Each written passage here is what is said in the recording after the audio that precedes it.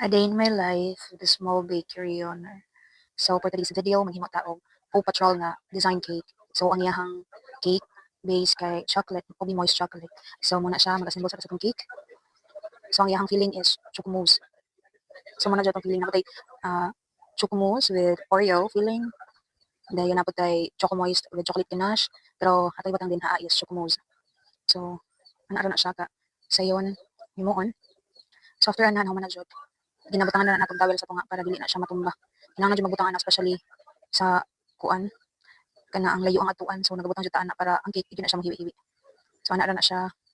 Ang iyahang color kay pink, so baby pink ra ang akong gi-color ana.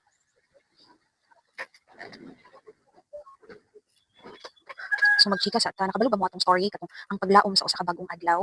So si Marco usa ka batan-ong lalaki nga nagpuyo sa usa ka gamay nga baryo. Sa iyang edad nga 21, naglisod siya sa pagpangita og direksyon sa iyang kinabuhi. Bisan pa man og daghan siya og mga damgo, ang mga hagit sa kinabuhi nakapugong sa iyang pag-abot sa mga tumo. Usa ka adlaw samtang naglakaw siya sa dalan, nakita siya og tigulang babaye nga nagtanong mga tanom sa gawas sa iyang balay. Ang babaye bisan pa sa iyang edad nagpadayon sa paghimo sa mga butang nga naghatag kalipay sa iyang kinabuhi. Si Marco miadto og nangutana, "Nganong magpadayon ka sa pagpananom bisan para sa imong edad?" Ang tigulang babaye mitubag, "Ang kinabuhi pareho ra sa tanom, bisan pa og ang uban maglisod og tubo basta magpadayon lang sa pagatiman, muhayag ra gihapon ang mga adlaw."